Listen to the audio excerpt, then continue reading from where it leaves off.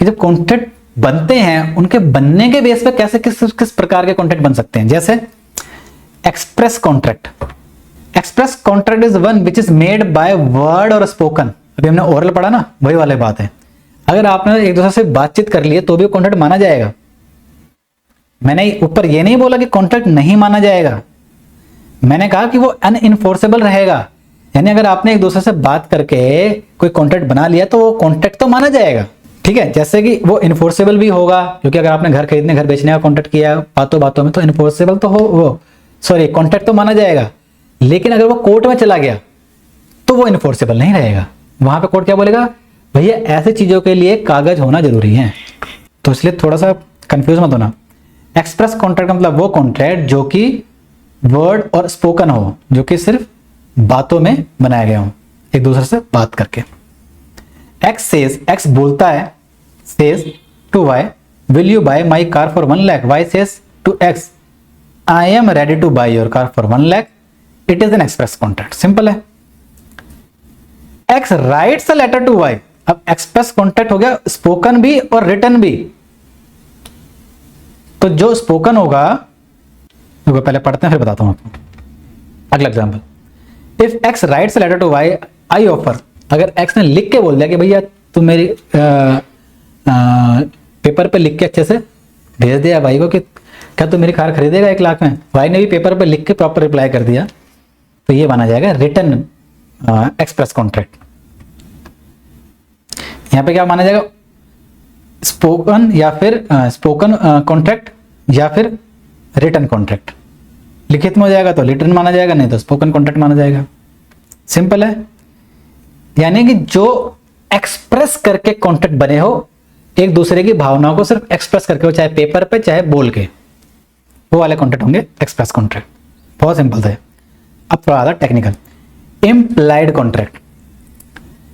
अब देखो, implied contract is one which is made otherwise than by word spoken और written. Sir ये क्या बात होगी, वो वाले कॉन्ट्रैक्ट जो कि बने हैं अदरवाइज देन। कैसे सर, बिना बोले और बिना लिखे। It is inferred from the conduct of a person और circumstances of the particular case. ये डिपेंड करता है circumstances to circumstances, situation to situation base पे डिपेंड करता है। जैसे एग्जांपल लेते हैं, और ये एग्जांपल ज्यादातर बुकों में यही है, ज्यादातर लोग ये करवाते हैं और ये याद भी रहता है। एक्स ने बोर्ड करी बस, एक्स बस पे चला, ठीक है। अब यहां पर उन्होंने कुछ लिखा पढ़े तो की नहीं, एक दूसरे से बोला भी नहीं, लिखित में भी नहीं बोला। लेकिन क्या करेगा, कोई भी अगर आप जाते हो बस में चढ़ते हो, चुपचाप जाते हो, आप किसी से कुछ नहीं कहते हो, चुपचाप जाते हो, पैसे निकालते हो, वो आपको पर्ची देता है, आपको जहां जाना है 10 रुपए की टिकट, 20 रुपए की टिकट, 50 15 रुपए की टिकट, आप वहां उतर जाते हो। यहां ना आपने बोला, ना आपने लिखित में बोला, बातचीत किसी ने नहीं की, लेकिन फिर भी एक इम्प्लाइड है ये बात, इम्प्लाइड है ये बात कि आप अगर बस में चढ़ रहे हो तो आपको टिकट खरीदना है, बैठना है और जहां पर उतरना है वहां पर उतर जाना है। ये बात इम्प्लाइड हो गई, ठीक है। चलिए कंस्ट्रक्टिव, अच्छा 2 बार लिख गया ये वाला, ठीक है ठीक है। इसको अवॉइड करना, यहां पढ़ो अगला कॉन्ट्रैक्ट, सेम ही है। कंस्ट्रक्टिव कॉन्ट्रैक्ट और कॉसी कॉन्ट्रैक्ट। सर ये कैसा कॉन्ट्रैक्ट है, ये इंपॉर्टेंट है। सबसे पहली बात तो ये लिखो अपने पास, शार मार करो, बहुत इंपॉर्टेंट है। इसके ऊपर और भी शायद आगे किसी क्लास में और डेप्थ में आएगा। It is a contract in which there is no intention on part of either party to make the contract but the law imposes a contract.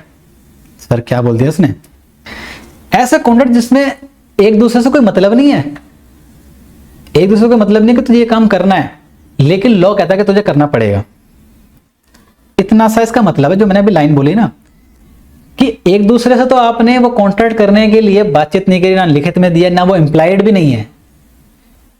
Implied का एक तरह से नेक्स्ट रूप है, अभी के लिए समझ लो, इंप्लाइड भी नहीं है, लेकिन लॉ बोलता है कि आपको करना है। जैसे कि एग्जांपल लो तभी समझ में आएगा ये। X deliver a birthday gift to wrong address, Y is under the obligation, sorry, wrong address of Y. Y is under the obligation either to pay it or return it. भाई x ने क्या करा, एक courier भेजा, ठीक है, x ने क्या करा, एक कुरियर भेजा, ठीक है, किससे घर पे भेजा, वाई के, सॉरी यहां पे मैं लिख देता हूं ऐसे, मान लीजिए जेड के घर पे भेजना था उसको, लेकिन चला कहां से गया, कुरियर वाले ने गलती क्या कर दी, उसको भेज दिया वाई के घर पे। अब वाई की जिम्मेदारी बनती है एज पर लॉ कि वो तो पैसे दे दे पूरे, किसको, एक्स को या कुरियर कंपनी को, या फिर जेड को खुद जाके कि भाई ये ले तेरा मेरे घर पे आ गया, गलती से तुम पकड़ो। जैसे आपके गली मोहल्ले में शायद होता होगा कि कुछ आपके कुरियर का डॉक्यूमेंट आया तो आपके घर के सामने वाले घर में दे दिया उसने गलती से, एड्रेस से कंफ्यूजन हो गई हो, तो आपकी जिम्मेदारी एज पर लॉ क्या बनती है, या तो उसको उस प्रोडक्ट के पूरे पैसे दे दीजिए या फिर उस सामने वाले बंदे को वो सामान लौटाइए, ये लॉ बोलता है। तो अगर ये लीगल बन गया, लॉ ने बोल दिया, तो ये आपका बन गया कॉसी कॉन्ट्रैक्ट, ठीक है, कॉसी या कंस्ट्रक्टिव। जब और डेप्थ में आएगा कभी तब और डेप्थ में पढ़ेंगे इसको। ई कॉन्ट्रैक्ट, ई कॉन्ट्रैक्ट मतलब कहता है इलेक्ट्रॉनिक कॉन्ट्रैक्ट, सिंपल सा है। E contract is a kind of contract form in the course of electronic commerce using electronic means such as email interaction of individual and electronic agent such as computer program वगैरह वगैरह, ठीक है। यानी वो contract जो आगे आपने online बनाए हो, आपने मेल भेजी कि तू मेरा ये काम करेगा, उसने पूरा रिटर्न में मेल भेजी कि हाँ मैं तेरा ये काम करूंगा, ठीक है। जैसे मान लो कभी कभी केस वगैरह कोर्ट में फंस जाते हैं ना, जब लीगल ये कॉन्ट्रैक्ट वाले जब केस होते हैं, मैं बताता हूं आपको प्रैक्टिकल, कि एक पार्टी ने बोला कि मैंने इसको पेमेंट नहीं की, दूसरी ने बोला कि, सॉरी एक पार्टी ने बोला कि मैंने तो उसको पेमेंट कर दी थी काम करने की, दूसरी पार्टी ने बोला कि नहीं इसने तो पेमेंट ही नहीं करी। वो दूसरी पार्टी क्या बोलेगी, पहली वाली, कि देखो आप मेल देख लो, मेरी मेल देख लो, तो उनकी मेल खंगाली जाएगी। यस, कोर्ट मेल्स भी देखता है, एक एक मेल्स भी देखता है, उसका प्रिंट आउट निकाल के आप कोर्ट के सामने ले जाओगे जब भी सुनवाई होगी, हियरिंग होगी, ऐसा होता है, प्रैक्टिकली बता रहा हूं मैं आपको। तो आपके एक एक मेल्स भी दिख जाएंगी, जो ईमेल या फिर ऑनलाइन कुछ भी आपने काम किया वो सब माना जाएगा कि आपने सॉरी वैलिड है कॉन्ट्रैक्ट। तो ई कॉन्ट्रैक्ट टाइप की भी चीज होती है। जैसे आपका क्या करता है आजकल ऑनलाइन साइट्स पे आप सामान खरीदते हो, कपड़े खरीदते हो, मिंत्रा, फ्लिपकार्ट, अमेजॉन, इस पे जब आप सामान खरीदते हो तो एक तरह से आप कॉन्टैक्ट कर रहे हो उसके साथ, उस पोर्टल के थ्रू, किससे, सेलर से, कि ये मुझे सेलर मुझे इतने रुपए में इतना सामान भेजेगा। तो ये भी एक तरह से क्या हुआ, ई कॉन्टैक्ट हुआ कि ऑनलाइन सामान मंगाया, ठीक है। यहां लिख दूं मैं क्या आपके याद रखने के लिए, ऑनलाइन शॉपिंग। अच्छा पेन थोड़ा ठीक नहीं चल रहा है, नो प्रॉब्लम। अगला, contract based on execution, sorry इसमें तीन ही थे ना हमारे, हाँ यस तीन ही थे, last heading contract based on execution. ये भी थोड़ा लंबा जाएगा, इसमें से भी एक दो टॉपिक थोड़े से इंपॉर्टेंट हो गए। एग्जीक्यूशन या फिर परफॉर्मेंस के बेस पे कौन कौन से कॉन्ट्रैक्ट बनते हैं। पहला सिंपल, सबसे simple, executed contract.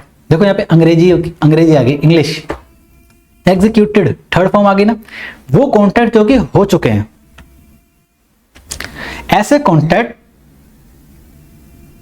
Where both party to the contract have fulfilled their respective obligation under the contract. यानी दोनों पार्टियों ने जो काम करना था वो कर दिया। हम यहाँ पे देखो हेडिंग क्या हमारी, किसके बेस पे कॉन्ट्रैक्ट पढ़ रहे हैं हम, एग्जीक्यूशन या फिर परफॉर्मेंस। तो एग्जीक्यूटेड कॉन्ट्रैक्ट ऐसा कॉन्ट्रैक्ट जिसमें दोनों पार्टियों ने अपना काम कर दिया। एक पार्टी ने घर खरीदना था, उसने खरीद लिया, दूसरी पार्टी ने उसको पैसे दे दिए, काम खत्म। अगला executory contract, the contract set to be executed where both the parties of contract have still to perform, यानी वो वाले कॉन्ट्रैक्ट जिसमें अभी दोनों पार्टियों ने अपना अपना काम नहीं किया है, सिर्फ कॉन्ट्रैक्ट बना के बैठ गए हैं, ठीक है। यानी घर खरीदने का कॉन्ट्रैक्ट कर लिया है, लेकिन वो भी अपने घर में ही रह रहा है, अभी बेचने वाला भी अपने घर में बैठा हुआ है, खरीदने वाला भी अपने घर में जहां भी रह रहा है अभी वहीं पे ही है। वो खरीदने वाले ने भी पैसे वैसे नहीं दिए हैं, अभी क्या बोल रखा है कॉन्ट्रैक्ट में कि 1 महीने बाद में ये घर खाली करूंगा, तब तू आ जाइयो भैया और तब तू पैसे दे दियो, लेकिन कॉन्ट्रैक्ट बन गया आज ही। तो ऐसे कॉन्ट्रैक्ट जिसमें दोनों पार्टियों ने अपना अपना काम ना किया हो, सिंपल है, इसमें ज्यादा समझने की जरूरत नहीं है। अगला, partly executed and partly executory. Simple सी बात है, आप समझ सकते हो चीज को कि आधा काम हो चुका है, यानी कुछ काम हो चुका, कुछ नहीं हुआ, कहने का हिंदी इसका ये है। Now A contract where one party to the contract has already performed his promise and other party has yet to perform, yet to execute. Yet मतलब अभी बाकी है. Has yet to execute. Has yet to execute the promise is known as partly executed बोल दीजिए आप, या partly executory बोल दीजिए, एक ही बात है. इसी कॉन्ट्रैक्ट को क्या कहा जाता है? यूनिलेटरल. इसी कॉन्ट्रैक्ट को आप यूनिलेटरल भी बोल सकते हो दोस्त. ठीक है, अब यूनिलेटरल अगला वाला ही आएगा. जैसे कि X sells his cell phone to Y deliver the cell phone, but Y ने अभी तक पेमेंट नहीं करी. For X it is executed. X ने तो अपना काम कर दिया, उसकी तरफ से क्या हो गया? Executed contract. लेकिन वाई की तरफ से क्या हो गया? ये एग्जीक्यूटरी कॉन्ट्रैक्ट, यानी उसने अपना काम अभी नहीं किया. तो पार्टली एग्जीक्यूटेड, पार्टली एग्जीक्यूटरी. ठीक है, ये भी सिंपल था. अब आते हैं यूनिलेटरल कॉन्ट्रैक्ट. सर यूनिलेटरल तो आपने ऊपर बता तो दिया सर, तो यहां क्या है? यही वाला है. इससे जो पूरी की पूरी जो सिचुएशन है ना, इसी को यूनिलेटरल कॉन्ट्रैक्ट भी बोला जाता है. देखते हैं कैसे. A contract is said to be unilateral where one party has performed his obligation either before, at the time when the contract comes into existence, where the other party is yet to perform its obligation. एक ने तो अपनी performance कर दी, दूसरी को करना बाकी है. सिंपल है. अब इंपॉर्टेंट थोड़ा सा आता है, थोड़ा सा important topic. Bilateral contract. A contract is bilateral if the obligation of both the parties are outstanding at the option of formation of the contract. They are executory or bilateral or two-sided contract. Sir क्या बोल दिया? जो हमने यहां पढ़ा था ना executory, same चीज ये बायलैटरल है. सर तो ये दो दो क्यों बढ़ा रखे हैं? फिर उन्होंने दो दो टॉपिक क्यों बना रखे हैं? क्या है? कुछ नहीं है, सिर्फ इंग्लिश का फर्क है. और आपके पेपर में दोनों में से एक ही चीज आएगी लिखने को. ठीक है, इसका मतलब क्या हुआ कि दोनों पार्टियों ने अपना कॉन्ट्रैक्ट परफॉर्म नहीं किया, अपनी अपनी ऑब्लिगेशन परफॉर्म अभी तक नहीं की. तो इसको क्या बोला जाएगा? तो एग्जीक्यूटरी, बायलैटरल या फिर टू साइडेड. ठीक है,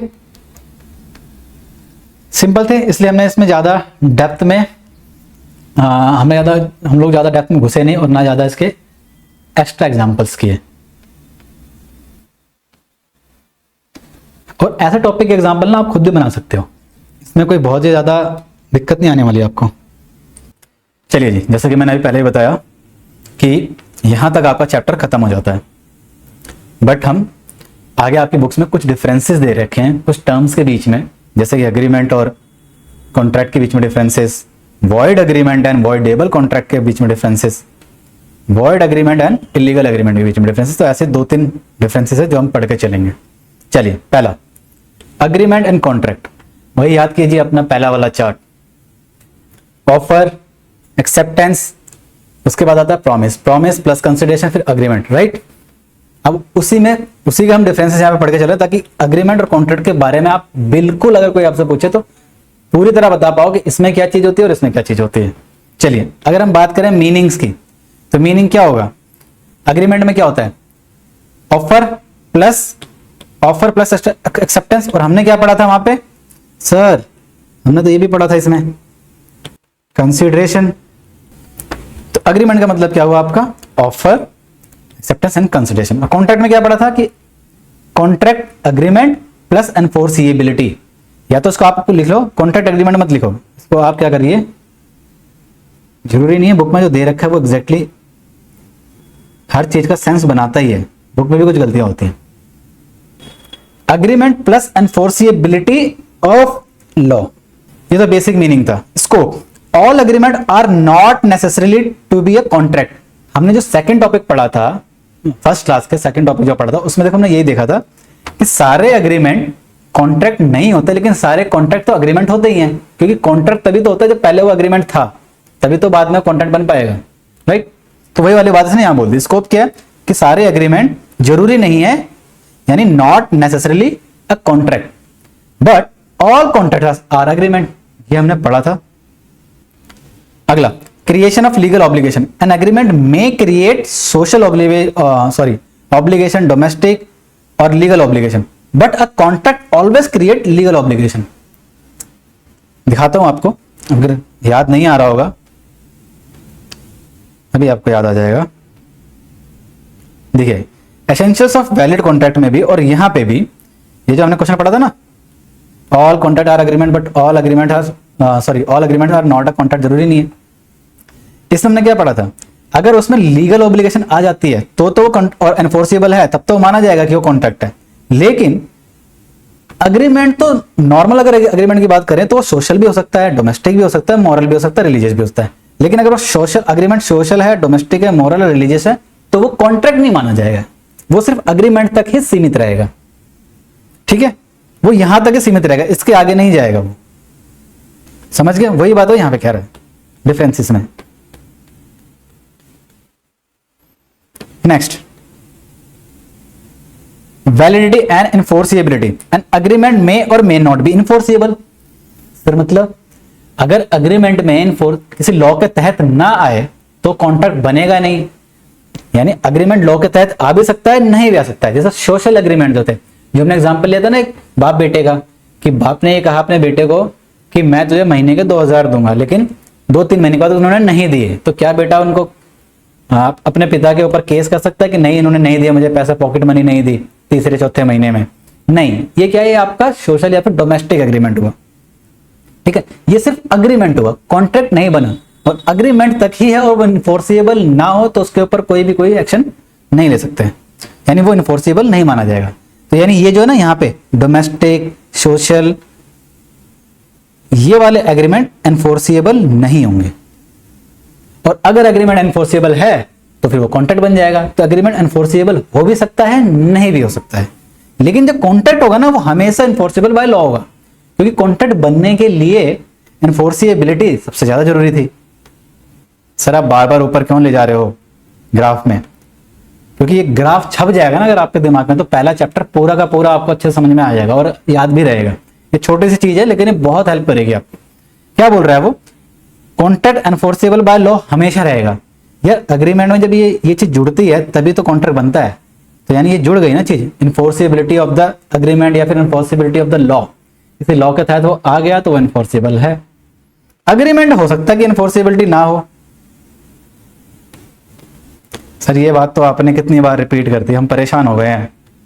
दोस्तों मेरा काम है हर टॉपिक में अगर चीज आ रही है तो मैं उसको दोबारा रिपीट करूँ। रिपीट दोबारा की बात होगी, यानी मैं उसको रिपीट करता जाऊंगा अगर जितनी बार आएगा वो। Right of the parties, parties do not acquire any right in case of agreement. देखो अग्रीमेंट में इनफोर्सिबिलिटी तो है ही नहीं। मैंने आपको क्या एग्जांपल लिया था, घर वाला एक एग्जांपल लिया था ना अभी थोड़ी देर पहले, जिसमें आपने प्रॉपर्टी खरीदी और ये बोला सामने वाले ने कि हाँ आप मुझे प्रॉपर्टी दे दो, मैं आपको इतने लाख रुपए दे दूंगा 1 महीने बाद। ठीक है, दोनों ने अपने एक कागज पे खुद ही लिख दिया, ठीक है, एक दूसरे का नाम लिख दिया कि हाँ मैं प्रॉपर्टी खरीदना चाहता हूँ, आप बेचना चाहते हो, इस तारीख को खाली कर देना, जो भी है खुद से ही नाम लिख दिया। ठीक है, अपने अपने साइन कर दिए। लेकिन ये कोर्ट वाले कागज नहीं बनाए, स्टैंप ड्यूटी पे नहीं करी, नोटराइज नहीं करा, स्टैंप पेपर पे ये पूरा का पूरा एग्रीमेंट नहीं बनाया, तो ये लीगल रहा ही नहीं, इन्फोर्सेबल रहा ही नहीं। कल को वो पैसे ना दे एक पार्टी, दूसरी पार्टी अपना घर ना दे, कुछ नहीं कर सकते क्योंकि आपने इसको इन्फोर्सेबल बनाया नहीं। तो अग्रीमेंट अगर है तो जरूरी नहीं है कि कोई भी पार्टी अपना राइट थोप सके। दूसरे पहला बंदा मना कर दे कि नहीं ले रहा मैं तेरा घर, हाँ मैंने 10 दिन पहले बोला था लेकिन नहीं ले रहा क्योंकि हमने कॉन्ट्रैक्ट बनाया नहीं है। दूसरा बोल दे कि हाँ मैं तेरे को पेमेंट नहीं दे रहा, वो उसके घर में आकर रहने भी लग गया, उसने खाली कर दिया बेचारे ने, और दूसरे सेकंड वाला बंदा उसको बेचारे को पेमेंट ही नहीं मिल रही। ऐसा भी हो सकता है, यानी कोई भी अपना जो राइट है ना, अगर उसने सिर्फ अग्रीमेंट बनाया तो उसको अक्वायर नहीं कर सकता। लेकिन अगर कॉन्ट्रैक्ट बन गया तो वो अपने राइट्स को अक्वायर कर सकता है, यानी वो कोर्ट में जाके अपनी बात कह सकता है, अपनी सुनवाई करवा सकता है, उसके खिलाफ जो भी गलत काम है उसके खिलाफ केस लड़ सकता है।